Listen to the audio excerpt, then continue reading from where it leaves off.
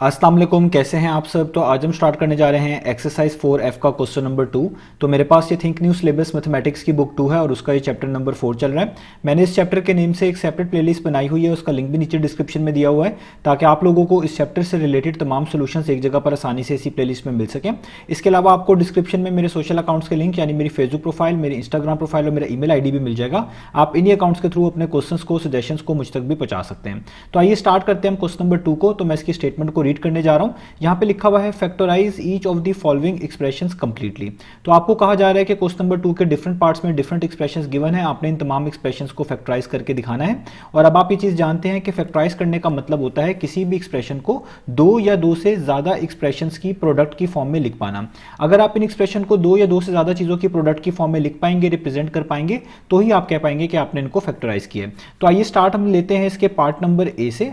तो part number A में हमारे पास एक क्वाड्रेटिक एक्सप्रेशन गिवन है। ये सारी की सारी ही यहाँ पे क्वाड्रेटिक एक्सप्रेशंस हैं जो कि यहाँ पे मेंशन्ड है। तो पार्ट नंबर ए वाली मैं लिख रहा हूँ m² माइनस 10m प्लस 25। ठीक है, और आप जानते हैं क्वाड्रेटिक एक्सप्रेशन इस वजह से है कि इसमें जो वेरिएबल m है उसके ऊपर सबसे बड़ी पावर आपको 2 मेंशन नजर आ रही है।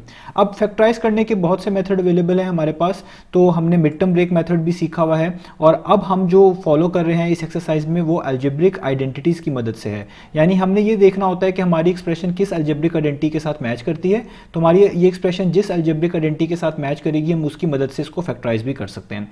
तो मैं यहाँ पर एक अलजेब्रिक आइडेंटिटी लिख रहा हूँ जो आपको पहले से याद होगी। आप जानते हैं कि अगर कोई भी एक्सप्रेशन इस फॉर्म में लिखी हुई हो a minus B whole square की फॉर्म में, तो आप उसको लिख सकते हैं a² minus 2ab plus B square के इक्वल। और ये एक तरह का फॉर्मूला भी आप इसको कह सकते हैं माइनस बी होल स्क्वायर का।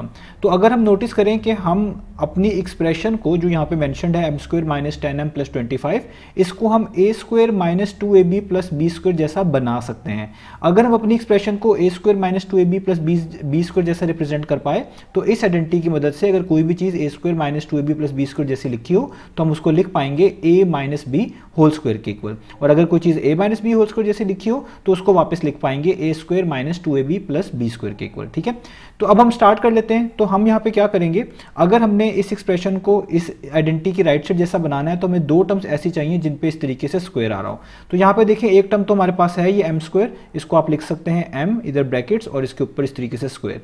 तो ये वाली टर्म एक तरह का a² का रोल प्ले करेगी। और एट द एंड आप देखिए इसमें 25 लिखा हुआ है। 25 आपको पता है 5 का स्क्वायर होता है, तो अगर हम 25 को लिख दें 5² तो ये वाली टर्म एक तरह की b² हो गई। अब हमें बस माइनस 2ab बनाना है, तो माइनस यहाँ पर पहले से ही आप वही माइनस लगाएं, 2 लिखें, a किसको बोलना है और b किसको बोलना है, अब यहाँ पे बात है। तो ये जो स्क्वायर वाली टर्म होती है, पहले इसमें जो स्क्वायर के नीचे लिखा होता है इसको हम हमेशा a बोला करेंगे। जो दूसरी स्क्वायर वाली टर्म है इसमें जो स्क्वायर के नीचे लिखा होगा इसको हमेशा b बोलेंगे। तो अगर हमने 2ab करना है तो 2 यहाँ पर वैसे ही आएगा, a का मतलब है m और b का मतलब यहाँ पर आएगा 5। अब आपने इनको सिंप्लीफाई करके देख लेना है कि क्या इस पूरी एक्सप्रेशन को सिंप्लीफाई करके ऊपर वाली एक्सप्रेशन मिल रही है कि नहीं।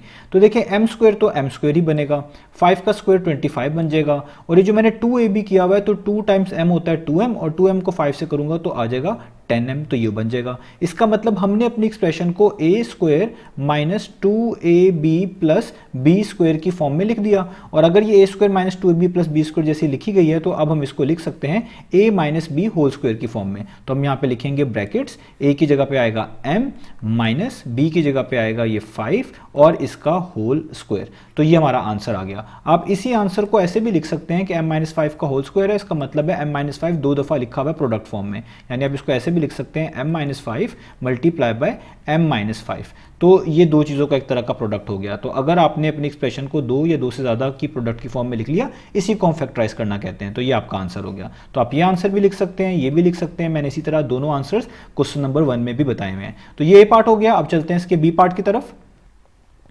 तो अब आपको सामने स्क्रीन पर पार्ट नंबर बी लिखा हुआ नजर आ रहा है। तो पार्ट नंबर बी में जो क्वाड्रेटिक एक्सप्रेशन है हमने कोशिश करनी है कि हम इसको भी a² minus 2ab plus B square जैसा बना पाए।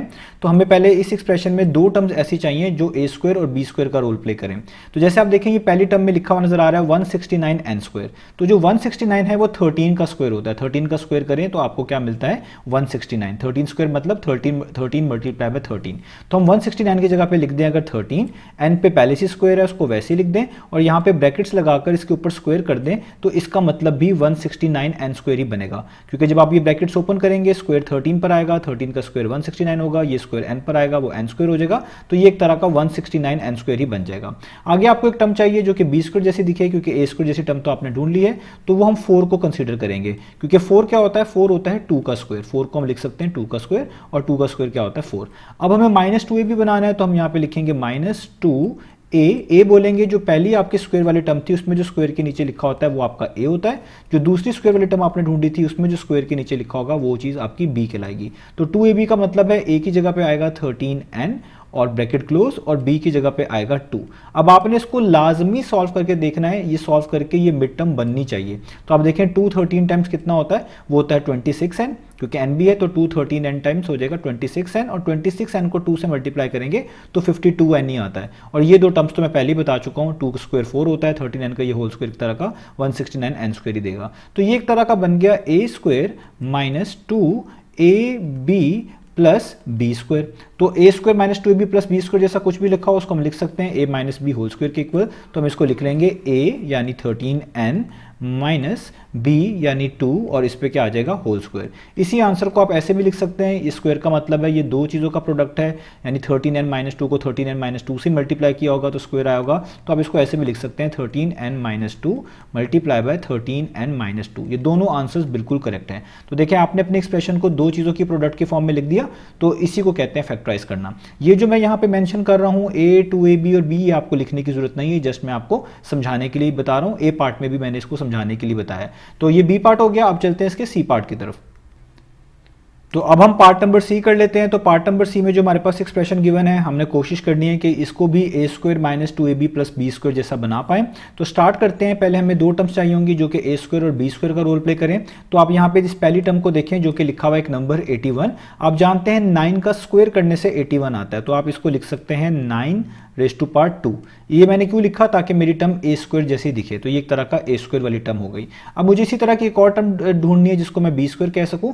तो इसके जो बिल्कुल लास्ट में टर्म लिखी हुई है आप उसमें देख सकते हैं 100p स्क्वायर लिखा हुआ है।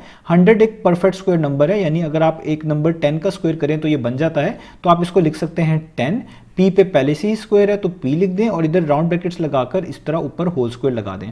जब ये ब्रैकेट्स हटाएंगे तो ये स्क्वायर 10 पर आएगा, 10 का स्क्वायर वापस 100 बन जाएगा, ये स्क्वायर p पर आएगा तो ये p स्क्वायर भी बन जाएगा, यानी 10p का इस तरह स्क्वायर आपको 100p स्क्वायर ही देगा। इधर ये 9 स्क्वायर आपको 81 ही देगा। तो आपने दो टर्म्स तो ढूंढ ली जिसमें से आप एक a स्क्वायर और एक को b स्क्वायर कह सकते हैं। अब माइनस 2ab वाली आपको टर्म चाहिए तो माइनस लिखें, 2 लिखें। एक इसको बोलते हैं जो पहली स्क्वायर वाली टर्म होती है, इसमें जो स्क्वायर के नीचे लिखा होता है वो आपका a होता है। जो दूसरी आपने स्क्वायर वाली टर्म ढूंढनी होती है, इसमें स्क्वायर के नीचे जो चीज़ लिखी होती है उसको आप अपना b बोलते हैं।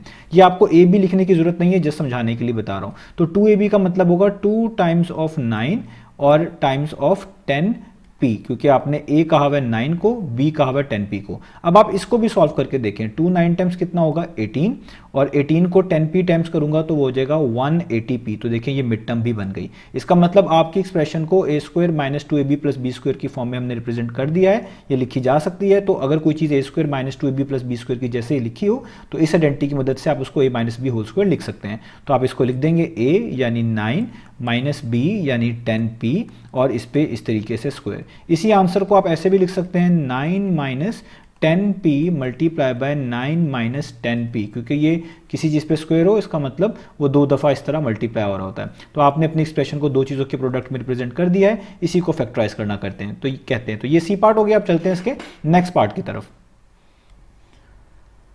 तो अब आपको सामने स्क्रीन पर पार्ट नंबर डी लिखा हुआ नजर आ रहा है। तो हमने इस एक्सप्रेशन को भी a square minus 2ab plus B square जैसा पहले बनाना है। तो इसके लिए हमें पहले इसमें दो टर्म्स ढूंढनी पड़ेंगी जो कि एक a स्क्वायर जैसी हो और एक b स्क्वायर जैसी हो।